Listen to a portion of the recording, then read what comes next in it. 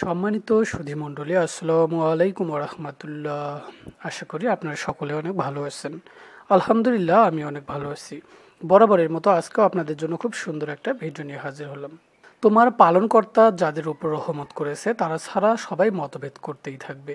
এজন্যই আল্লাহ তাআলা তাদের সৃষ্টি করেছেন। আমি অবশ্যই জিন ও মানুষ দ্বারা জাহান্নামকে পরিপূর্ণ করব। তোমার প্রতিপালকের একথা পূর্ণ হবেই। সূরা হুদ আয়াত 119। আয়াতে বলা হয়েছিল, আল্লাহ তাআলা ঈমান আনার জন্য কাউকে বাধ্য করেন না। তিনি সত্য ও মিথ্যা বোঝার জন্য মানুষকে জ্ঞান ও প্রজ্ঞা দিয়েছেন। নিজে চলার পথ বেছে নেওয়ার জন্য চিন্তার স্বাধীনতা দিয়েছেন।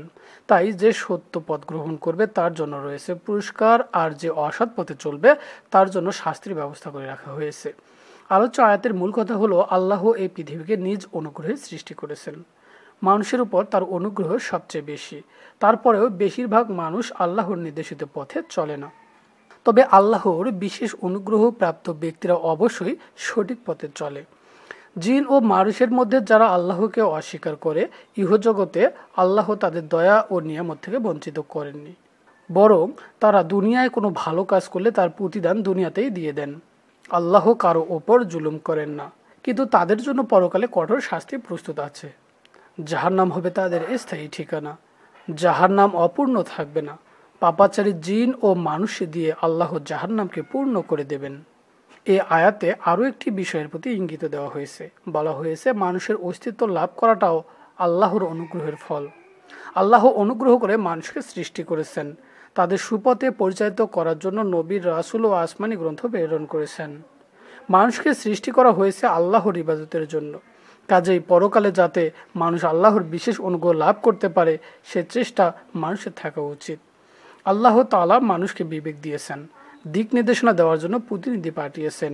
এরপরও মানুষ পাপ পঙ্কিলতায় নিমজ্জিত হলে, স্রষ্টার অবাধ্য হলে তাকে যে শাস্তি পেতে হবে তার জন্য তো মানুষ নিজেই দায়ী। কোরআন শরীফে বহুবার স্পষ্ট করে উল্লেখ করা হয়েছে, আল্লাহ তাআলা ইচ্ছা করলে সব মানুষকে একই দিনের অনুসারী বানাতে পারতেন, কিন্তু তিনি তা করেননি। কারণ বিশ্ব ব্রহ্মাণ্ড সৃষ্টি ও দুনিয়ায় মানুষকে পাঠানোর মূল উদ্দেশ্যই হলো তাদের পরীক্ষা নিরীক্ষার মুখোমুখি করা। তাই আল্লাহ তাআলা মানুষকে স্বাধীনভাবে দুনিয়ায় পাঠিয়েছেন। তিনি ভালো ও মন্দ সম্পর্কে বিস্তারিত জানার সুযোগ দিয়েছেন। এর মাধ্যমেই পরীক্ষা করা হয় আল্লাহর পথে চলে মানুষ জান্নাতবাসী হতে পারে, আবার শয়তানের ষড়যন্ত্রের শিকার হয়ে ভ্রান্ত হয়ে কোনো মতাদর্শের অনুসরণ করতে পারে, নিজেকে জাহান্নামে পথে ঠেলে দিতে পারে। এই পরীক্ষার লক্ষ্যেই আল্লাহ কোনো মানুষকে তার ইচ্ছার বিরুদ্ধে নির্দিষ্ট পথে পরিচালিত হতে বাধ্য করেননি। ভিউয়ার্স, এই ভিডিওটি নিয়ে আপনার মতামত কিন্তু অবশ্যই আমাদের কমেন্ট করে জানিয়ে দিন, আর ভালো লাগলে বেশি বেশি শেয়ার করুন। ধন্যবাদ।